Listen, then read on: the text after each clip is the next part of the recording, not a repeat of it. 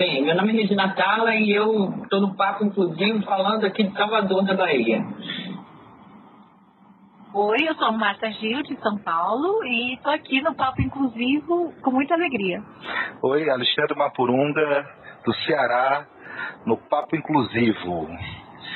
Bem, a gente ontem teve uma prévia do Papo Inclusivo que infelizmente não deu certo, e do nosso primeiro Papo Inclusivo, e a gente vai estar falando do movimento de pessoas com deficiência, da importância do Dia Nacional de Luta das Pessoas com Deficiência. E aí, Marta, você falou um pouco da história, né, do Dia Internacional de Luta da Pessoa com Deficiência, como começou, do Ano Internacional, das mudanças de conceito e de paradigma. Vamos resgatar um pouco. Legal. Então, na verdade, eu acho que eu estava falando um pouco da pré-história, né, do Dia Nacional, e a Regina tinha explicado super bem a questão do Dia Nacional. Eu estava lembrando que em 1981, a ONU decretou esse ano, né, no fim de 80, decretou o ano de 1981 como o Ano Internacional das Pessoas, na época se falava portadoras de deficiência, né? E o fato da ONU ter decretado 1981 como ano internacional foi extremamente importante para os movimentos, não só no Brasil, mas em muitos outros países. Porque a partir desse ano, as coisas começaram a pipocar, toda uma energia, todo um borbulhamento de coisas, né? De atividades, de ações, de iniciativas.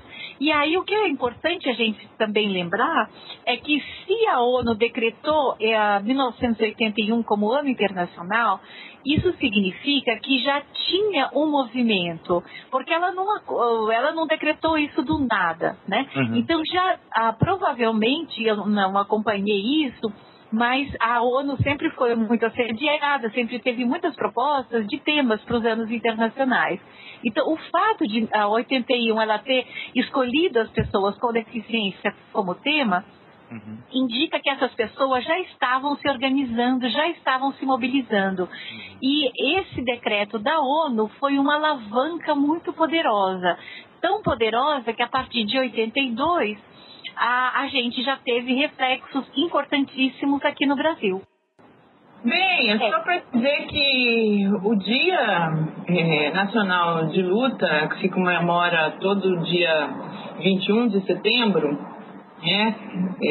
coincide com o Dia da Primavera, e não foi acaso, porque em 82 uma série de lideranças de todo o Brasil se reuniram no Encontro Nacional e decidiram decretar esse dia pelo sentido, pela simbologia que a primavera traz, de florescimento, de renascimento, enfim, de crescimento. Então, se escolheu esse dia 21 de setembro exatamente por conta disso. Eu acho muito legal essa ideia, né? E, enfim, o movimento vem desde 82, né? Trabalhando. Não digo que seja fácil, eu acho que é um movimento político muito recente também, né? A gente tem que considerar isso. Tem história, enfim, não sei se a gente pode considerar, talvez, os últimos 30 anos, né? Que eu acho que começa uma semente de movimento no Brasil, mas principalmente depois da década de 80, então 20 anos, 2 décadas é bem pouco, mas eu acho que a gente conseguiu já diversos avanços, e se reflete em uma lei brasileira muito moderna e avançada em relação às pessoas com deficiência. Agora a gente tem o desafio de aproximar essa lei da realidade. É isso que falta, porque ainda existe uma distância muito grande. Mas estamos aí na luta, mais um ano de luta, né? E assim, deixa pra gente entender. A gente tinha... qual foi a importância do dia da ONU decretar 81 como um ano internacional das pessoas com deficiência, e o que isso mudou em termos de divisão da sociedade e divisão das próprias pessoas com deficiência com relação a si mesmas, assim, qual foi o impacto que isso teve, né? Porque aí logo no ano seguinte foi que teve o encontro, o grande encontro das associações nacionais de pessoas com deficiência, e que redundou na criação do dia 21, aliás, na designação do dia 21 de setembro como o Dia Nacional de Luta da Pessoa com Deficiência. Mas, assim, qual a importância disso para as pessoas com deficiência e para a sociedade em termos de conceito, assim, em relação às pessoas com deficiência? Olha, eu acho que eu daria várias respostas, isso é uma pergunta muito boa, né? Uma das respostas que eu acho foi a primeira vez, ou das primeiras vezes, enfim, que pessoas com vários tipos de deficiência começam a se unir, né? É bom a gente lembrar, são mais de 20 anos atrás, né? A gente tinha pequenos movimentos ainda muito incipientes, muito fracos, muito frágeis, né? E cada um cuidando da sua tribo, né? As pessoas com deficiência física, as pessoas com, enfim, cada movimento. E de repente elas começam a sentar juntas e a ver uma agenda comum. Isso é um ganho maravilhoso que eu acho, né? A outra coisa, a outra importância, outro fator de importância é que o fato da ONU, na época, a gente precisa lembrar que a ONU era uma agência internacional extremamente respeitada, né? Ela tinha muito mais força do que ela tem hoje, lamentavelmente, os dias de hoje, né? Então, o fato dela ter designado 1981 como ano internacional, isso significou um holofote enorme. Já tinha todo um burburinho, já tinha todo um movimento, né? Esse holofote funcionou como uma alavanca, né? E a partir daí, tanto que em 82, imediatamente a gente tem um reflexo aqui no Brasil, provavelmente em outros países também, né? Então, esse fato contribuiu para colocar o tema da deficiência com mais visibilidade. Além disso, esse ano foi tão importante que a partir daí foi decretada a década seguinte foi considerada a década das pessoas com deficiência. A gente pode chamar de um marco zero dos direitos da pessoa com deficiência, é passivo. Eu falo isso porque eu sou mais novinho no movimento, né, e não vivi tudo isso. Eu era criança nessa época, eu tinha meus irmãos autistas, mas é sempre a pergunta mesmo é se pode ser considerado isso como um marco zero na luta pelos direitos da pessoa com deficiência, esse ano de 1981. Né? Eu acho que sim, não sei o que a Regina acha, na minha cabeça sim. Eu acho que é um marco importantíssimo, porque a partir do momento, é a primeira vez na história, né, da sociedade que se toma isso como um tema moderno de atenção, né? E como disse Marta, isso é também fruto já da mobilização dos movimentos em diversos países. Eu acho também que começa a mudar.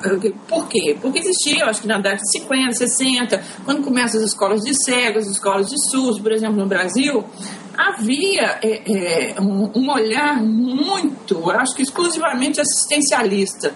Né? As pessoas não eram titulares de direito, e sim objeto. Então, eu acho que isso começa a mudar, embora, claro, isso não foi de um dia para o outro, mas de mudar a visão das pessoas com deficiência, que era associada à incapacidade, né? Uma pessoa com qualquer limitação é considerada incapaz, para uma visão completamente diferente, de valorizar as pessoas com deficiência, de considerar a deficiência como parte da diversidade humana e que eles são os atores da sua própria história. E que indica autonomia e cortar o umbigo com essa corrente assistencialista. Eu lembro que Marta ontem fez uma menção muito interessante. Antes existiam organizações para pessoas com deficiência. E aí, a partir de um certo momento, se começa a criar organizações de pessoas com deficiência. Sim. Então, elas começam a assumir a sua própria voz. Então, eu acho que é um marco. Enfim, eu acho que em 1970, acho que tem uma declaração do deficiente mental, não é isso, Marco? Da ONU. Sim. Mas, como um conjunto de movimentos, falar de todas as deficiências dessa maneira, eu acho que realmente é um marco. Sim, aí, então, é um momento em que as pessoas com deficiência começam a se organizar no movimento de luta por direitos, por direito à igualdade, por ter voz ativa na sociedade, porque até então elas eram tuteladas, não é isso? Elas eram cuidadas, as associações eram para promover os cuidados para com as pessoas com deficiência, né? E a partir de então elas passaram a se organizar no movimento político por direitos humanos. Seria isso? Eu acho que é isso. Oi? Exatamente, é isso mesmo. Veja, no Brasil, o INES e o Benjamin Constant são de 1800, eles foram fundados pelo Dom Pedro II. Não, tem razão, Marta, é isso mesmo. Dom Pedro II. Eles começaram há muito tempo, mas como é que eles eram? Eles eram internatos e eles eram só para meninos. Menina cega não tinha vez, menina surda não tinha vez. Você entende? Então, o Brasil, num certo sentido, isso foi, para a época, isso era um avanço, tanto que vinham meninos da América Latina, porque não existia, né? Por isso o Benjamin Constant é daquele tamanho, ele era um internato, né? E o INES também, né? Mas o que era? Eles aprendiam, eles tinham aulas lá, tinham uma escolarização, tinham alguns ofícios, eles aprendiam alguns ofícios e pronto, eles ficavam internos. E aí eles saíam de lá, voltavam para suas casas, né? Não tinham voz, tinha um currículo pronto, enfim, eles não tinham voz, não eram sujeitos de direito, né?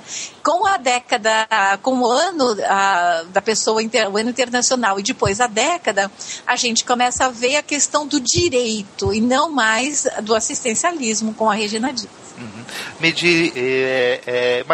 Mas assim, a evolução desses conceitos, porque a gente sabe que a própria convenção, que eu acho que a gente tem que culminar chegando nela, diz que deficiência é um conceito em evolução, né? Porque eu me lembro que a gente tinha até pouco tempo a Coordenadoria Nacional para a Integração da Pessoa Portadora de Deficiência. Isso é uma lei de 89. Né? É uma lei de 89. Isso, com certeza, já assim, na minha opinião, ela já vem um pouco, já é decorrência dessa luta, né, do reconhecimento, dessa luta que já vem do